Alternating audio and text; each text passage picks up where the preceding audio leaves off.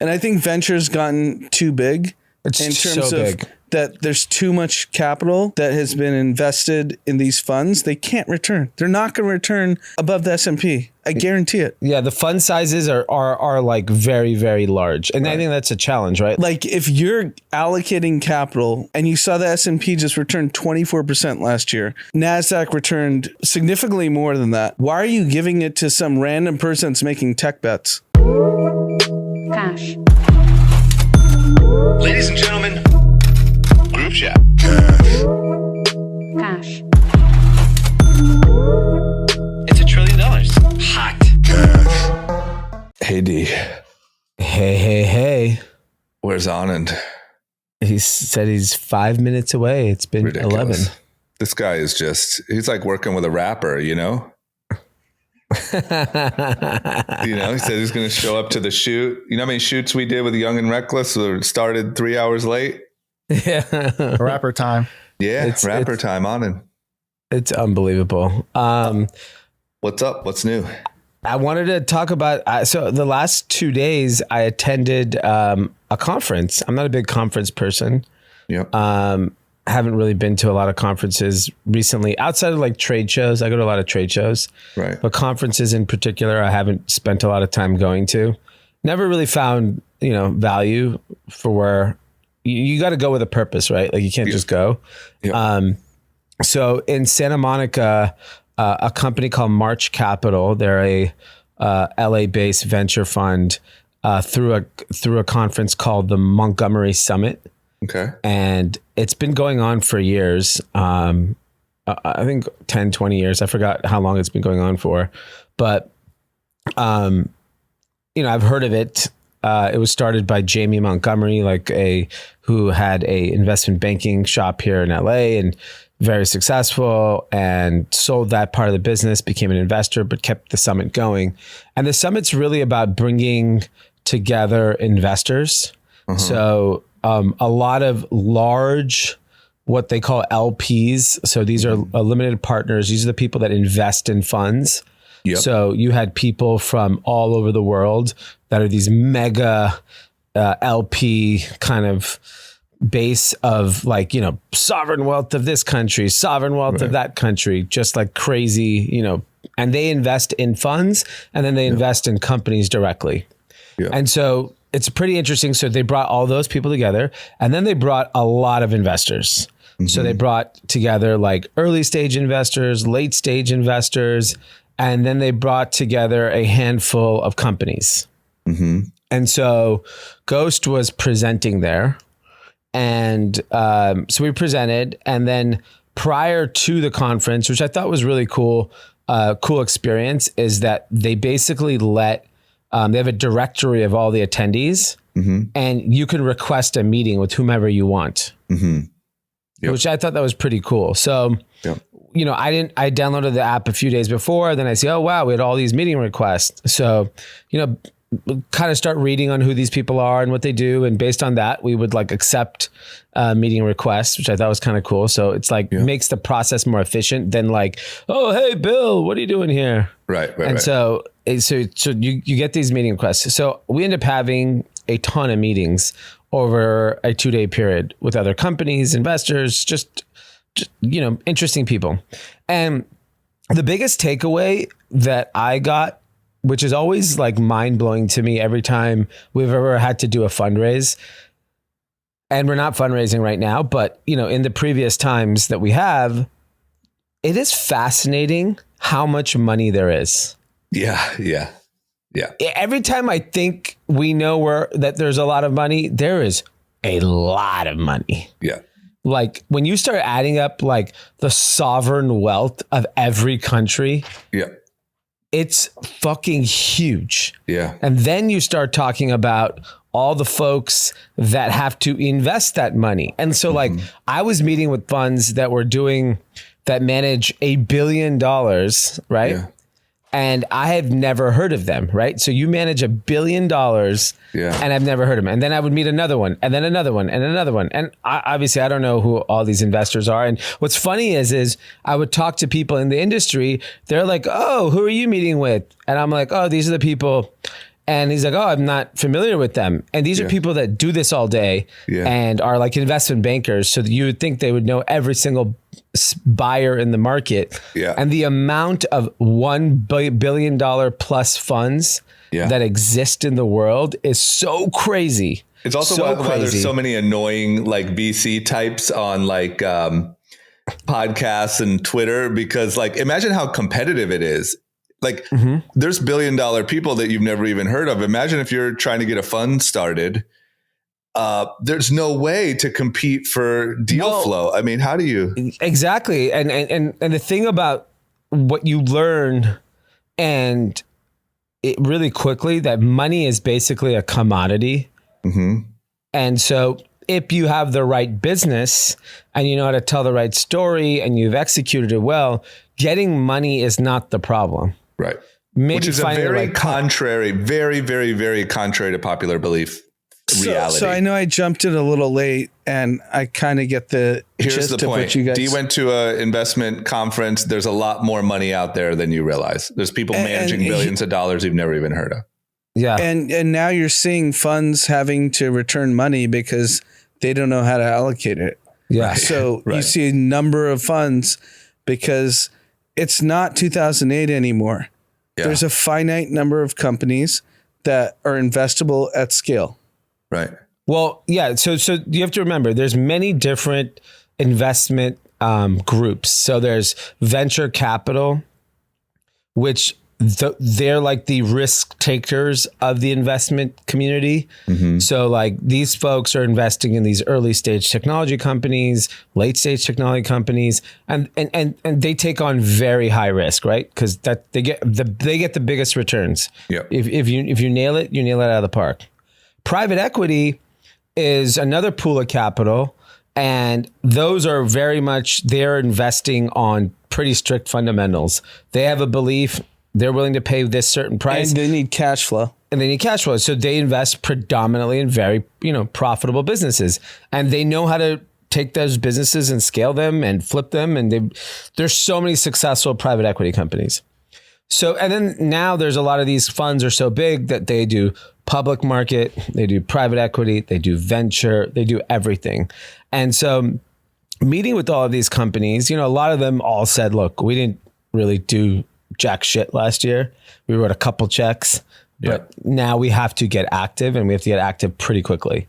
So it was very eye-opening. I think like venture and they all, a lot of them all referenced that, look, the public markets are now back, every S&P record high, Dow record high, NASDAQ record high. It gives people confidence to start investing again. Cause it's all about like, investing's all about momentum and how you feel. It's less about fundamentals. I've had numerous conversations with friends that are LPs in various high profile venture firms, private equity firms, and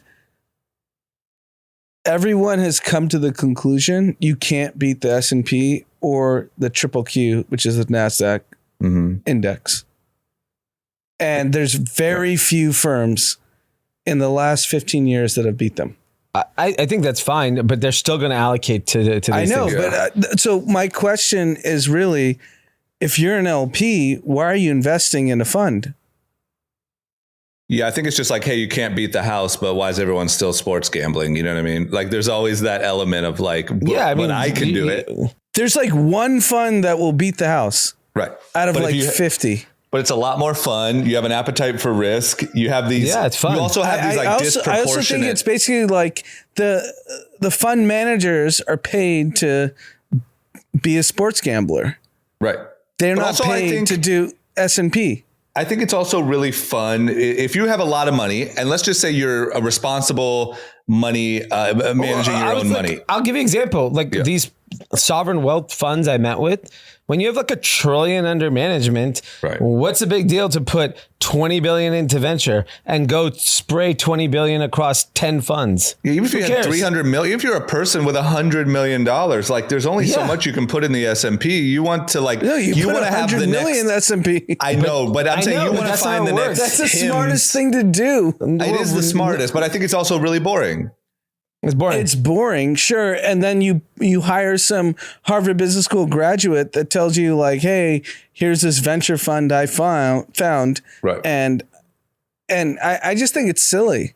It is silly, like logically, but I think when you like just thinking about it from the perspective of just humans being humans, it makes total sense. It's like, but by the way, if you did not invest, if the venture kind of community did not exist, a lot of the cutting edge things in society would have never come to fruition. So without that, like you would not have gotten an Nvidia, you would not have gotten an Apple, you would have not have gotten a Facebook. That ecosystem, all the medical breakthroughs, all the technology breakthroughs, everything that's going to happen in biotech happens from people funding losses for decades in biotech. No, but I'm saying from an investor's perspective, I completely agree from an innovation perspective, like these companies need to be funded. So they have to be existing. So my point is the venture model is broken. It should be an SPV model. Because if you raise an SPV into Ghost and you do SPVs in like 10 other companies, as long as Ghost wins. Yeah, the problem with the SPV. But just say real quick what a SPV is. Okay, SPV is a special purpose vehicle that's just literally into one company. So I'm a very strong believer, and this is why I haven't raised a fund since Queensbridge, because all you need to do is hit 1. You don't need to hit 10, because if you have a fund and you have 10 companies and 9 lose, 1 wins, you still don't make any money. Yeah, but you need to do the work to get to the diligence level these people do now. You can't do that with an SPV. You don't have a dedicated team of analysts. If you're just looking to make money, the SPV model makes sense. But if you're looking to build like a thesis, the amount of work these funds have done on us, every fund that's looked at us, they've spent so much money and time learning about our business. You're finding opportunities based on your relationships and investing alongside really smart people. So like you found things in the early stage venture, you're not doing SPVs. No, of course not. Yeah. No, early stage is personal money. No, but I that's worry not for the money, listener though. that we're still not explaining what an SPV is. Like I know what it means, but like what's the difference? Let me describe the difference, right? So a venture capital firm that has $100 million, they have to invest $100 million over the course of 10 years. Typically, it's a 10-year LPA agreement. And for the fund managers to make money, they have to return probably $300 million across all the investments they made, whether they invested $5 million in a company, $10 million in a company, $20 million in a company. Right. That's really hard to do. Right. It's really freaking hard to do. So now explain what a SPV is. So an SPV is if you have LPs that are willing to back you in certain companies that they're interested in, you get paid on that certain company's performance. Right. So you're not beholden to all your losses. Right. So is it more that the LP gets to be more specific? It's great for the fund manager, is my point. Because the fund manager basically gets to say like, hey, I have a bunch of SPVs. If one works as a fund manager, you make a fortune. Yeah. If 9 lose as SPVs, it doesn't matter. But if you're a venture capital firm with $100 million and you don't return 300, you make no money. Yes. Is that that makes explanatory? More sense. That makes more sense. Yeah. And I think for the purposes of making money, you could be right.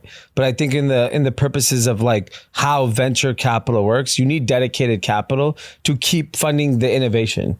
And the good news is, whether anyone likes it or not, everyone who has a shitload of money, call it pension funds, sovereign wealths, they like it.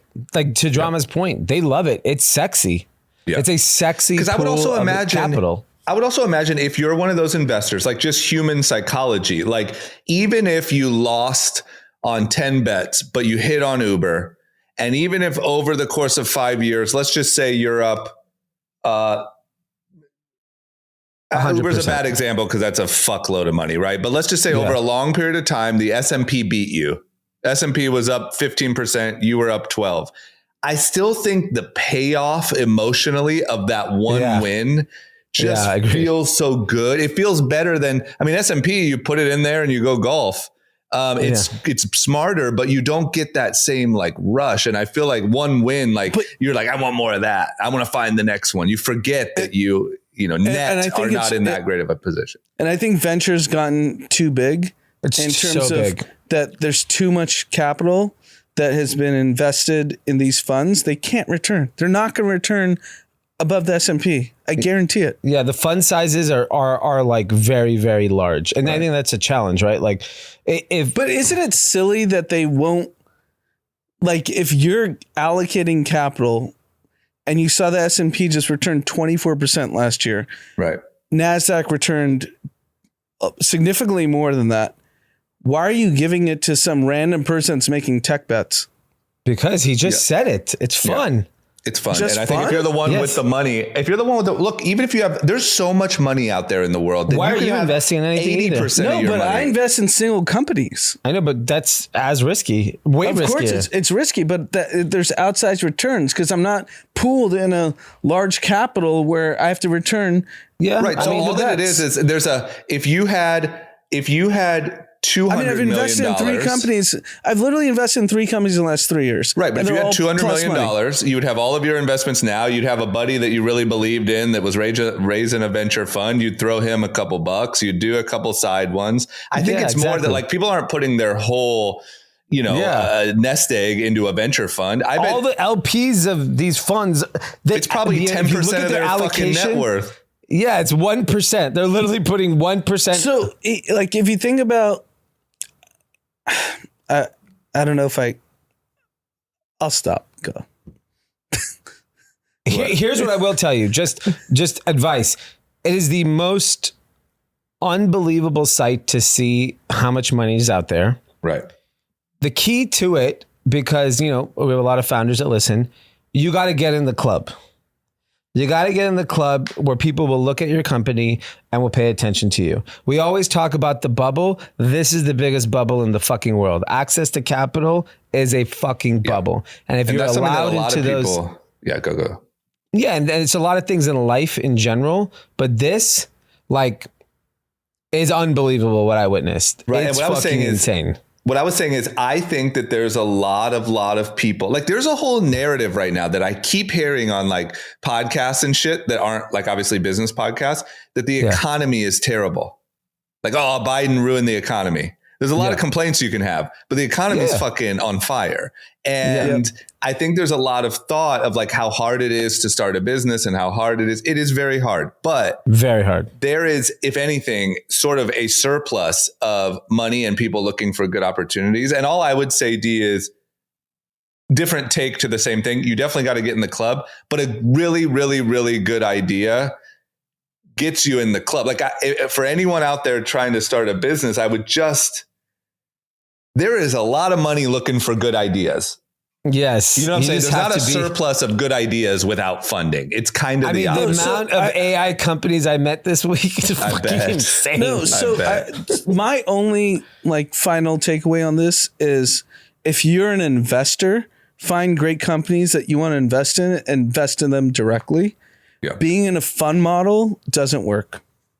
But I would say there are people that are, look, there's a person that is between wanting to put his money in the S&P and just not ever look at it and wanting to go hand-to-hand combat meet founders. They want to kind of be in the game, but not be in all those meetings. That you just put it in your venture capital fund and some guy you believe in, put the rest in the S&P. Like I think the returns are transparent. They don't work. I know, but they don't care. The majority of those people's giving the money don't care. They made 20% last year too off the S&P. They just threw a couple bucks. Yeah, and they're going to make 1%. Right, but they get to tell the story. They get to hear about it. They get an email update. Oh wow, the coffee company we invested in looks like they're making a lot of progress.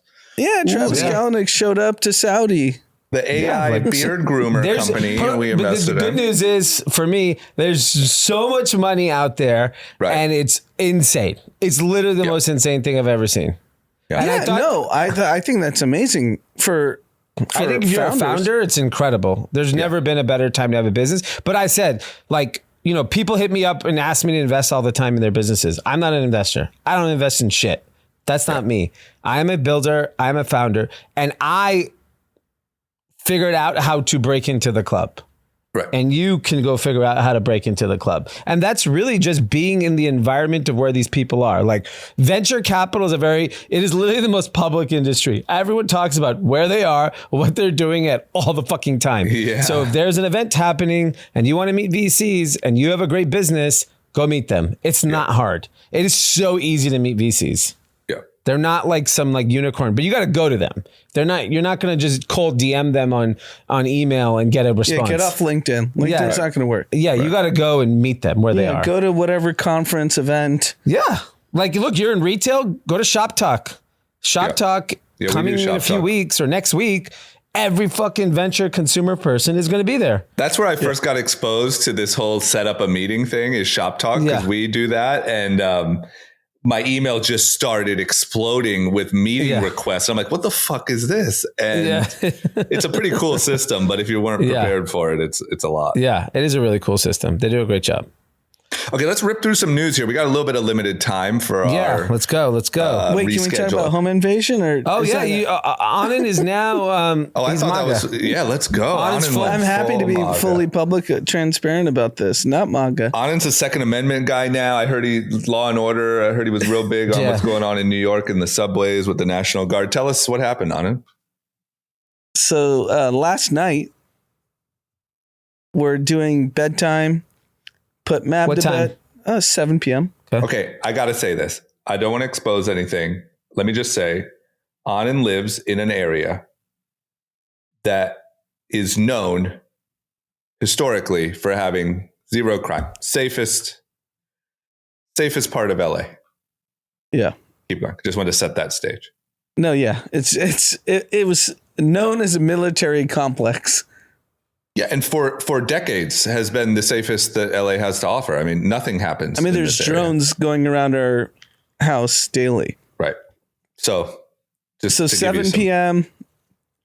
Put Mav to bed. We're doing bedtime stories with Vivian. Our nanny came in, and all of a sudden I started hearing a voice. And I was like, who the fuck is in our house? So I beeline out of the kid's bedroom. Male voice, very loud, just screaming. And I'm at the top of the staircase.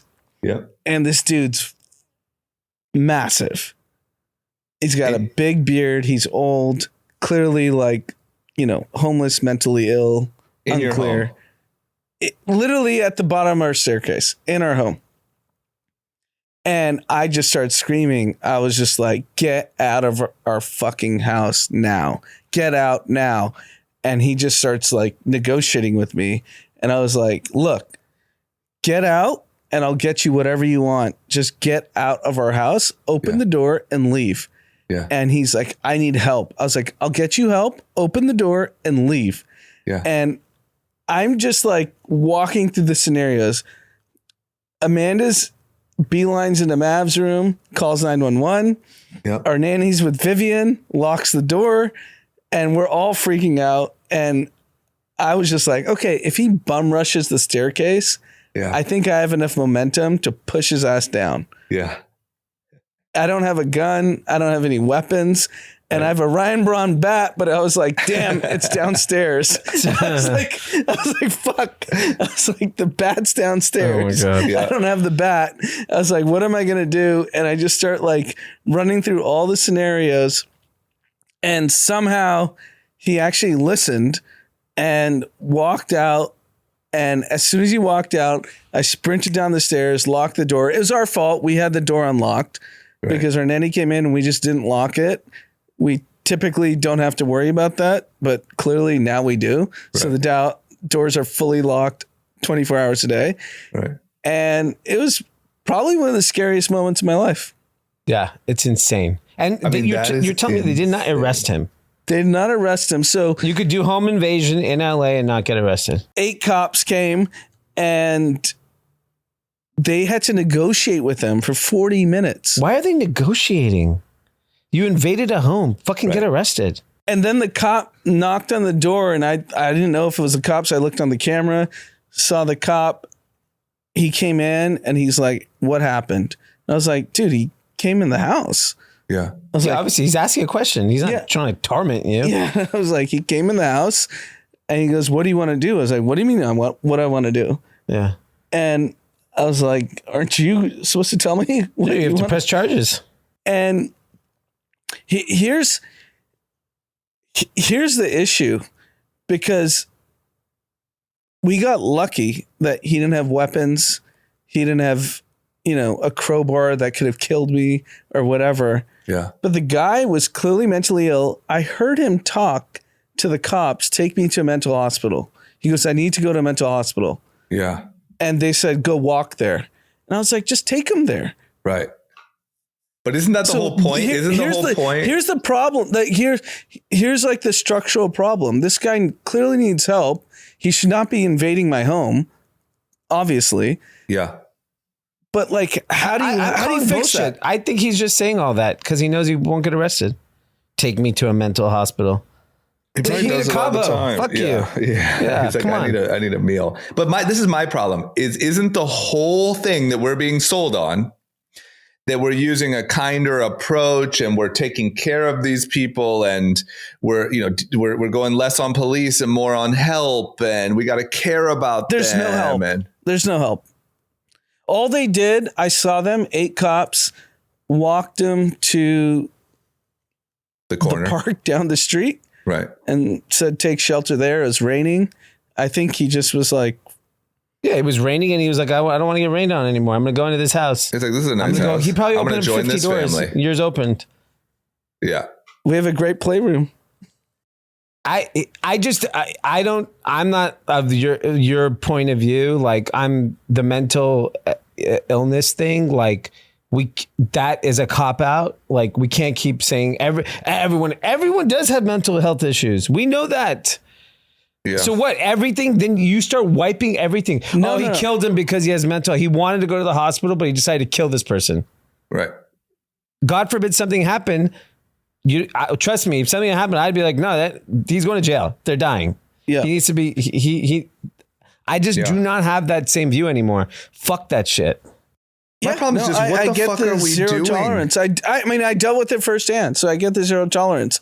I also, with the zero tolerance policy, I was just like talking to the cop. I was like, "What's the protocol? Where are you taking him? Yeah. Are you taking him anywhere? Like, we're taking him 100 feet down the street, and then we're gonna leave." All he said, he's like, "We're literally just gonna walk him down and get him shelter and say like, hey, sleep under the tree tonight." Best of luck. But not even get him shelter. Like, point to a covered area and say, "I guess there." Like that. But don't you think that part is wrong? Like, that's the solution. Well, yeah. Because we have no resources to basically, hey, this he was probably in his 60s, and my problem is, I'm sure the cop actually said, this is actually, it's not funny, but he came in after they started ushering him out. He knocked on the door and I was like, "What's going on?" He goes, "We're going to get him out." He goes, he claims he served 18 years in prison. Oh my God. I mean, Jesus. He goes, "That's probably not someone you want during bedtime." That's what the cop said. That's what he said. It's just, the part that drives me nuts is like, I'm sure if you look at the spending on homeless in LA, it's probably gone up massively over the last 10 years. It has gotten undeniably visually worse. Like, the city looks like Zombieland. And we are being sold that, like, no, there's like a change of strategy here. And we're looking out. We're taking more of an approach of getting these people help, and just locking them up or putting them into, areas is not the thing. But instead, you're doing neither. So now there's just homeless people all over the streets, wandering into people's homes. You're not even supposed to call them homeless. They're unhoused now. And unless Anand leaves his door open, and then they're housed. And they're all housed. And no one's doing anything about it. Doors. That guy's worse off. Yeah, you might as well. Right. Yeah. Hand over that playroom. it's like, what are we doing? What are we doing? I think Drama, I think you're bringing up a great point. We're not doing either. Like that guy's worse off. We're worse off. Everyone's just worse off. No one's winning. Yeah. And that's my point is that we are not equipped to rehabilitate people. We just can't. We're incapable of it. I think the government is just unequipped to handle anything. Yeah, that's what I think. We don't have the people. We have definitely the money.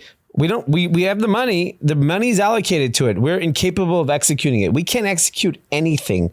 The only thing that hands out more money than all those VCs. Privatize it. Privatize it. You have $1 billion for homelessness. Fine, great. Go to Rick Caruso and say, here's $1 billion. You get to make $200 million. Fix homelessness. Right. Go to the fucking Montgomery conference and say, hey, I got a great concept. You'll be funded in 10 minutes. Yeah. But the thing I talked about in multiple chats, they were like, don't you want a gun now? Yeah. And I was like, look, I would not have been able to function a gun, even with all the training and possible. Like, you're so scared at that point. Not if you have a gun. You're not scared. You're like, what are you going to do, bro? But I think the bigger problem is, imagine if Anand killed a 60-year-old homeless man last night. Like, imagine the trauma. But yes, like don't kill him. Just but you have to kill him. Yeah, I get it. I actually asked. The cop came in. I know. You're trained to kill. Yeah. And he was like, I asked the cop. I was like, hey, what kind of gun should I get? I just said, he's like, this one's I don't have any guns in the house. If I had a gun, what should I have done? Because if he was a threat, you could potentially shoot him. But if you shoot him and he has an alibi, you're going to jail. Yeah. So you got to kill him. You got to kill him. Yeah. And a dead man in your living room bleeding out is really not good for bedtime. And now what? Now you got to move. You're traumatized. You murdered a man. Yeah, I'm not getting a gun. So I don't get, like, I know a lot of our friends have been like big gun advocates in the last 2-3 years, but it comes with a lot of responsibility. Yeah. Like, you have to be okay with murdering someone. I think a lot of people are. I think a lot of people would do it and not skip a beat. Like, okay, go back to dinner. I honestly think that. Like, my problem is I have 12 hours. You need the ambulance to come. Yeah. Right. Coroner. You get breakfast. Yeah. I have guns, and I think it's definitely like needed in this era. But I will say, I would only feel somewhat reasonably okay, not trying to act like tough guy like some people do, if someone was honestly like going to kill me and I killed them first. But then you get into this jam up like Anand's situation where, of course, you're really fired up. Your kids are behind you. Like, if you killed a person that you had to live with, like, wasn't going to kill you. Yeah, I mean, killing anyone. Can you imagine? Honestly, I know everyone on a group chat's like, fuck it, smoke them, dude. Like, come on. How many people have you smoked? Right. You know, people that told me I would have smoked them. Right. But I think you could live with it. Look, I don't think many people would pull the trigger. Right. But I do think that many people, if they did, I don't think it would. But you realize if you pull the trigger and don't kill him, you go to jail. No, you have to kill him. Unfortunately, I'm not. Once again, I'm saying no. I'm saying think about that. No. I'm saying dichotomy. No. If you don't pull the trigger, there's no risk. Sure. I'm just saying the threat of a gun to someone like that. You think the gun would make him leave quicker? You know, my worry though is I've heard a lot of stories about these home invasions, and that the homeowner pulling a gun alone has caused the people to flee. And it's been really good. We have a friend in particular who had a laser on his gun, and just at seeing the laser, the criminals ran. My worry is something like this homeless man who might not even be coherent enough. Care. Right. He might just keep walking towards you. Now you're fucked because you have a gun out.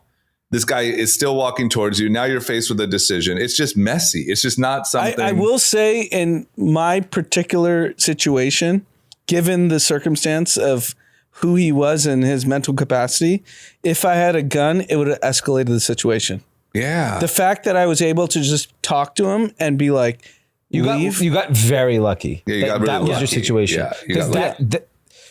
We know the incidences that we've read around our neighborhood where it has not been like that. Where like, oh, you found like the rational guy that like will walk away. But he was so irrational with the cops. Yeah, because it took 40 minutes.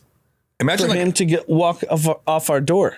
If you look at the Citizen app, there's a homeless guy with a knife every night wandering the street. Like even if that guy had a knife, you'd be in such a fucking predicament. Sure he had a knife. Right. I just got lucky he had it that out I was in his hand and like the was a little more conversationalist hostile. won. Right. Thanks for all those podcast skills, Yeah. He said, hey, it's Anand Murthy. Welcome to group chat. Let me just have a conversation with you real quick. VCs, crazy. Do some SVPs. Can I talk to you about SVPs? Come on outside. You know what Eric said? He goes, you fucked up. Should have given him an Are You Well sweatshirt. For real. Well, on his way out. He's not. The answer is no. If you would have talked to him about SPVs right all the way out the front door, that could have maybe been so annoyed because he's a venture guy. But think about how lucky. I mean, once again, a knife, a little bit more aggression. No, I'm like counting my blessings. I'm very lucky that nothing happened. The kids didn't have to experience it, and we were totally fine. Yeah, and luckily, like your kids were not there. Yeah, so they don't even have to worry about this shit. But here's what's crazy is like you guys both live in houses, but when I look at houses, because I live in a building, one of the nice things about it is not really possible for that to happen. Right. I would prefer to live in a house. I just like it better. But when I look at houses, that's a new concern that I now have to take on, unless you live in a gated community, which is insanely expensive. That's like anywhere. You are in the safest part of town. There's nowhere safer other than a gated community that you can live. And in Metro LA. Yeah. I would say the Valley or whatever. That right. Different. But I'm just saying, I mean, even in the Valley, I've heard home invasions are pretty nuts, but even in that area to have to think about, like you even said, there's one thing you said when you were telling the stories, you're like, oh, but it was our fault. We didn't lock the door. But it's 7 p.m. People are coming in and out. That's the woke disease. Right. The woke disease. It's not your fault. Virus. You should be able to leave your door unlocked. And just to tie a bow on the whole story, the fight or flight thing is real. I didn't start shaking till he left. Yeah. Once he left, I started shaking. Yeah. Because I was just like in the moment, gotta get him out. What do you do? Yeah. And then as soon as I locked the door, I was shaking my fucking ass off. But and imagine if you're shaking it's weird with a gun that in your hand. Yeah, exactly. Get out. Fucking I'll use it. Yeah, it's but the fight or flight thing's real. Like your adrenaline just takes over you. Like you need to do this. And then as soon as it's over, you're like, oh my God, I'm scared shitless. You know what's crazy is, I was out of the country a lot in the last month. And I think you may have mentioned the same thing. So many people asked, man, LA is dangerous, huh? Yeah. And I should have been like, yeah. It's scary. People just walk into your house. But like, what are we doing? Can you try to explain that to people who live in like in Dubai? People walk into your house and kill them. Just chop your head off. I mean, if that happened 10 years ago and you lived in that house, Anand, I think it would be the wildest. It would be like, you'd probably move. Yeah. Somebody did that. Yeah, you're just like, oh no, we have to lock the door next time. Yeah, you're like, oh, my bad. Fuck. I fucked up last night and the dude walked in. It's my fault. It's crazy. What are we doing, man? It's fucking nuts. You want to rifle through some news real quick? Yeah, let's do it. All right, let's go with the hot topics. Number one, Oprah am I reading this right? So Oprah, obviously we talked about how she's leaving Weight Watchers. She disclosed that she took an Ozempic or one of those weight loss drugs. And now she has set an ABC primetime special about Ozempic and Wegovy and these drugs. So am I reading that right? Like Oprah is just so powerful that she decides that she's going to make a switch and she just does an ABC primetime special about it. I mean, look, I'm going to go full conspiracy here. Has to be a brand deal, Big Pharma is the biggest advertiser of every television network. Yeah. This is probably the biggest pharmaceutical drug, with all the GLP-1s, this is Ozempic, Mounjaro, Wegovy. This is the biggest money grab ever of all time. Yeah. of all time. Oprah, Like, do you realize what's happened? Like, this is essentially an Oprah commercial. It's a commercial for Big Pharma. That's exactly what this is. I think, and you know, I've said this before. I said this last year that I thought GLP-1 drugs is bigger than AI. Nothing is going to be bigger with everyone. One of our chats, one of our friends said, he said, I really see the impacts of the GLP drugs. I'm like, and no one responded. He goes, everyone just seems skinnier and happier. Yeah. And I don't, you know, healthy people do not appreciate how good their life is because they are healthy. And right. I think when you look at, you only appreciate your health when you're not healthy, right? As a healthy person, people overlook that. So people don't appreciate it. And I don't know if I talked about this in the last episode, but there was a clip of someone's first time at Disneyland.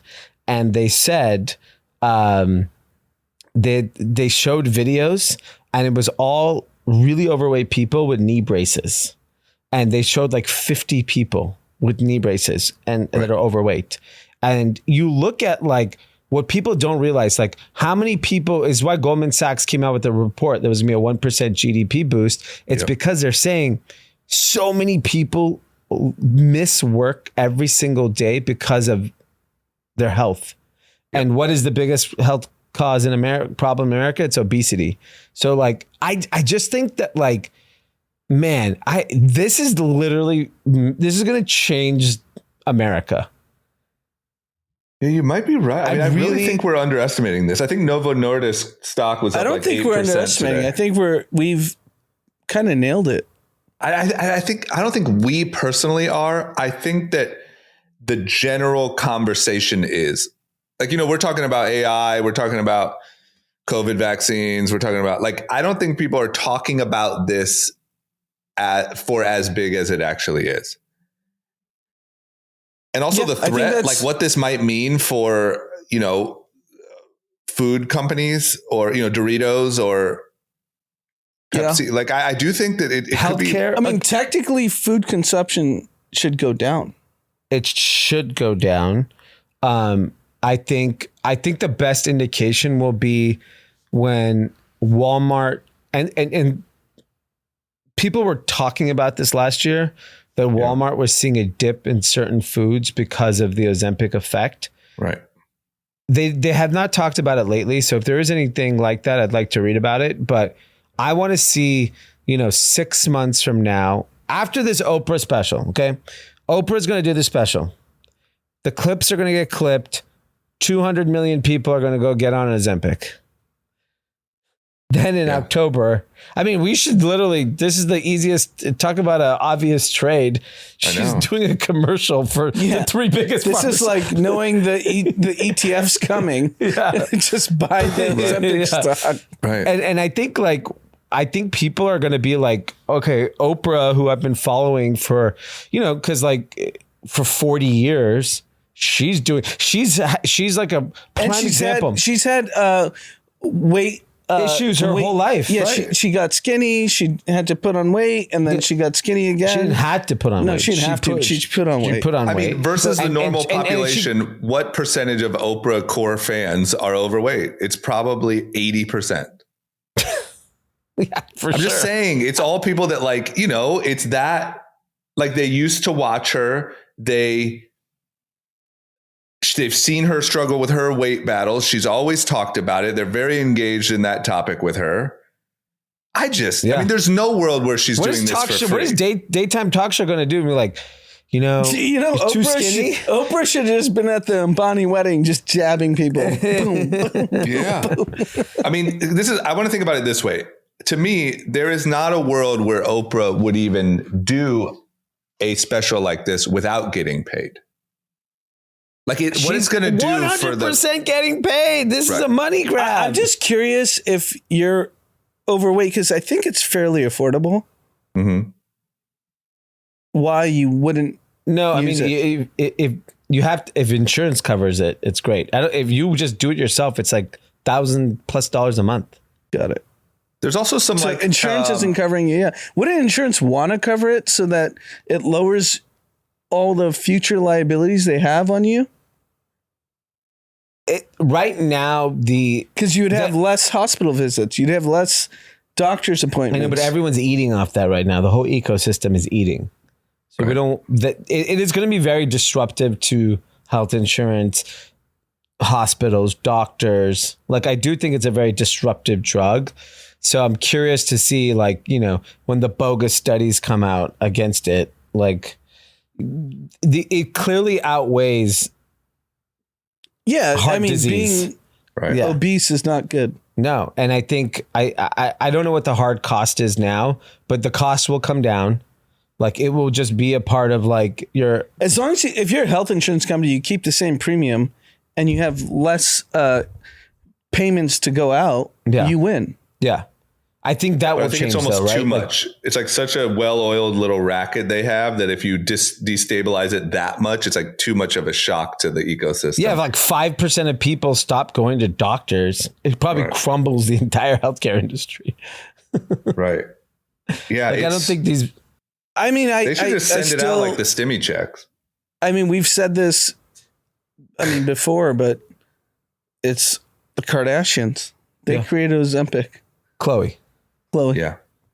I vividly remember the moment I found out 2 years ago. Yes, when I found out what Ozempic was, is like, I was like, wow, Khloe Kardashian lost so much weight, and someone said, oh, that's Ozempic. But my opinion, what's that? My opinion is should be Oprah for this demographic. Like, if you're judging it by like influencer spend, Oprah is like 10x Kardashians in this demographic. I think Kardashians got the rich people to do it, and Oprah's going to get middle class people to do it. Right. Yeah. Right. Yeah. But the rich people doing it made Oprah able to get the middle class. Yeah. You got to walk before you run. So Chloe's the Martin Luther King of weight loss. Of Jackie Ozempic. Robinson. Yeah. Jackie Robinson. Okay, here's the last. I can do one more topic and then I got to jump, but I'll just do the one that kind of relates to my world a little bit. Jake Paul is going to perform elderly abuse on Netflix, live on Netflix this coming June. He's going to be fighting Mike Tyson. Yes. Who is currently 57 years old, will be 58 as of this ridiculous event. It's going to be live on Netflix, which is a pretty big thing, but it's going to be Texas. What's the stadium? Dallas. AT&T or whatever. AT&T Stadium or Arena in Dallas. With Cherry World? Yeah. Wow. That's like 80,000 people. Yeah, but 60. You know, they may not open up all the seats. Yeah. But, you know, I mean, I would say this. Props to Jake's business is getting attention and making money off of that attention, off of these wild spectacles. So for him, you know, his last couple fights have been literally the guy who walked into Anand's house last night and no one has watched. And so for him, great, I guess. But like, where do we draw the line? Who's even approving this? I can't believe Netflix is approving it. I know, but what's the commission? What's the commission? You can't just go fight people. Did they say the number, what they're getting paid? I was trying to look for it. I'm sure Netflix just gave a flat check. The only thing I saw was that it was single digit millions as a guarantee or whatever, as a fee, and then percentage of sales. But I don't even know if that's true. I don't know if Netflix would even do that. They don't share their numbers notoriously. So I have no idea. But I mean, this could kill Mike Tyson. You think so? I mean, you can't get punched in the head Jake fully has the ability to knock out Mike Tyson. And you can't, knocking out a 58-year-old is a lot different than knocking out Tyron Woodley, for the fifth time. Like, you can't just knock out a 58-year-old and expect everything to be all right. I don't think Tyson is in shape either, is he? I think he is. I've heard he's in decent shape. But he's crazy. He's crazy, but people keep acting like, Mike Tyson. Oh man, he got Mike Tyson. Like, what are you talking about? So my hot take is I think the Pauls are done. As a whole?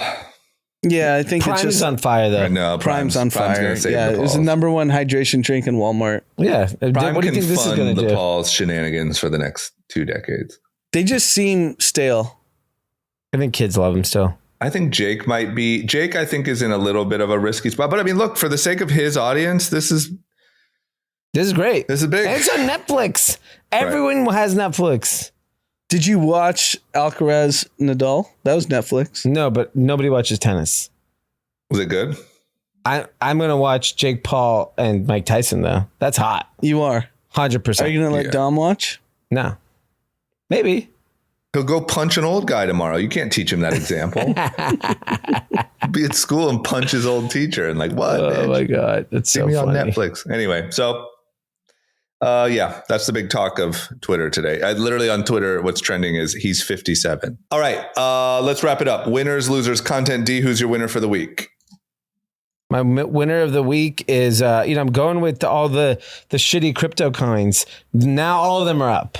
Yeah, Every Come shitty Rocket. meme coin, Come Come Rocket's killing Rocket, it, yeah. Solana, whatever. It doesn't matter what it is. It's all up. They're going bananas. I mean, do we not learn anything? No. We are fucking. Stupidity, it will always be stupidity. Oh, it's love amazing. it. I mean, what's even happening? There's not even like this isn't. I don't know. It just shows that the smallest sign, like it's not like we're lowering rates. It's not like anything actually happened. It's just the smallest little bit of momentum really from Bitcoin and everyone just loses their shit again. Yeah. Here's the thing with retail, which is why they always lose, because Bitcoin and Ethereum is all institutional capital, Right. but the retail wants the 500%. So they don't want to play the 10% gains that you can get in Bitcoin and Ethereum. Right. So they all, revert to these shitty coins. But that's to why try venture to, capital will always survive because rich people are like that too. That's their version. morons. I guarantee you there are billionaires buying Come Rocket. For Billionaires. sure there is. Yes. Anand, It's who's your fuck winner? around, yeah. Yeah, exactly. My winner's Jason Kelsey. Oh, Jason Kelsey retired. Yeah. He's a offensive lineman center. I've never seen publicity for a center offensive lineman Yeah. retiring get this kind of publicity all over everyone's feed, Twitter, TikTok, whatnot. It's just a Taylor Swift effect. Yeah. His brother's dating Taylor Swift, Yeah. and this offensive lineman is getting like Kobe treatment. Yeah. It's fucking crazy. He also just became, because of Taylor Swift, became this like lovable figure. But it's wild. Yeah. There's no offensive lineman in the history of the NFL that has gotten this kind of treatment for retiring. Yeah. I mean, you could argue Peyton Manning didn't get this. I don't remember Peyton Manning leaving. Yeah. Yeah. Taylor. Don't go against Taylor. All right. Yep. Okay. My winner is once again what they should do in Anand's neighborhood, New York City, deploy the National Guard to the subway system. And, it looks peaceful and it's a shame that they had to do it. I wonder if something else might be going on, like if there was any sort of maybe. Terrorist threat. Yeah. But either way, looks nice and safe and peaceful. So law and order. National Guard in the subway in New York. I wonder how many stops they're at. Are they only at like the big, busy locations? Yeah. I'm curious about that. Pretty interesting. Who's your loser, D? My loser, going with what's happening. It just got announced today. TikTok, which is 50 senators voted to basically start putting forth a bill together regarding TikTok. And I read the whole thing, and the headline is saying that they're trying to ban TikTok. They are not saying that. They're basically saying that like TikTok needs to divest itself away from China in order to operate in America and basically figure out a way to be an American entity to separate the thought here is basically they're like, we're not trying to ban it. We don't want to ban it, but if you do not do these things, then in this country, we will ban it. Yeah. And so I think that's probably the right thing to do. I don't think you can ban the damn thing. It's too fucking popular. Yep. So I think this is the right path to figuring out, what a future solution for TikTok looks like. Yeah, it's funny how things get twisted online because on social media, it looks like they just banned it. No. And everyone's outraged. And apparently TikTok said, call your representative or whatever. Like TikTok's really on offense here. And, and people are just flooding, whoever with calls. Please don't take my TikTok. Oh yeah. You can't, kids will revolt. These kids are addicted. Have you seen, Temu has been the number one app for months? Yeah. Yeah. Shop like a billionaire. Yeah. Why not? Anand, who's your loser? I don't have a loser, but I just want to bring this up because I got so many DMs about Disneyland, whether I had a guide or not. And I clearly said I didn't have a guide. Yep. But everyone assumed I had a guide. Yeah. And it's actually, hats off to the mouse and Disney. Because of Maverick's condition, we got to just go through the exit line and not wait in any line. Yep. No need for the guide.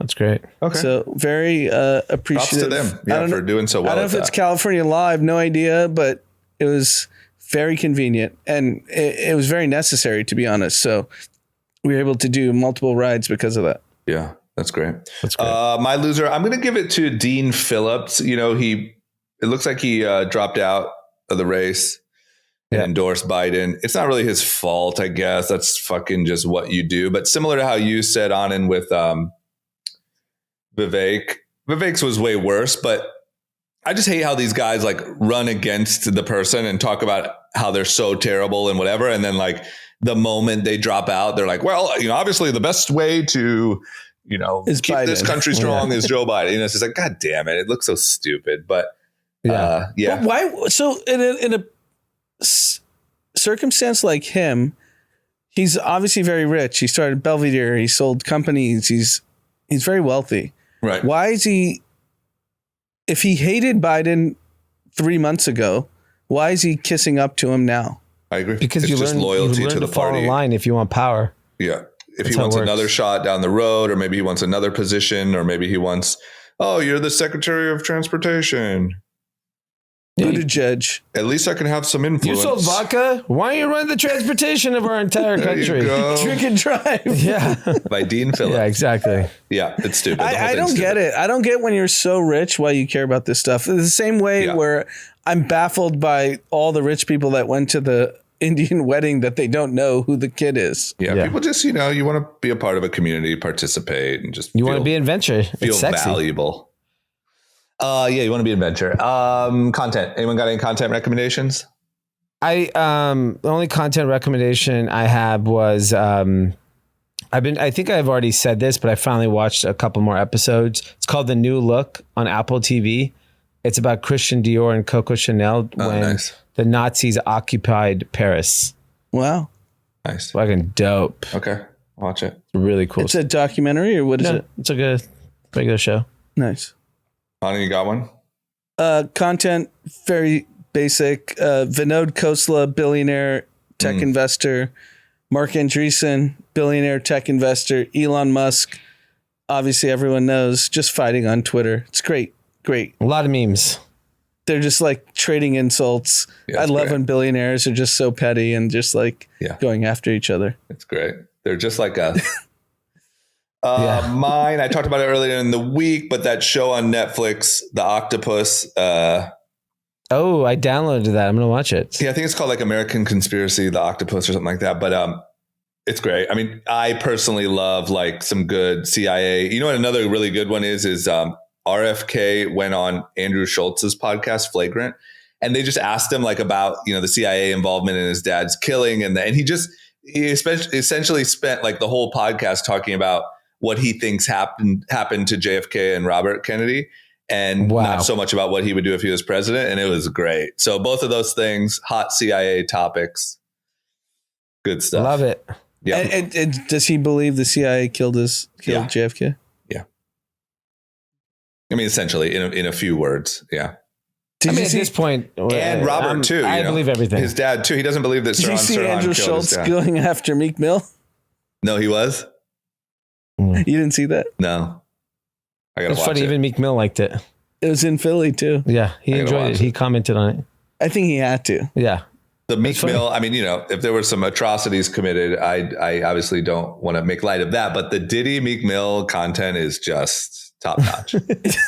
Like someone wrote today, what did Kesha mean when she said, wake up in the morning feeling like P. Diddy? It's just nonstop. Great. There's so much content. All right, let's end. We got a few shout outs. Everyone have a great rest of your week and see you later. All right. First shout out from Daniel. Shout out to Tao and her little dragon baby growing inside of her. So I'm assuming she's having a baby. Congratulations. From Walsh.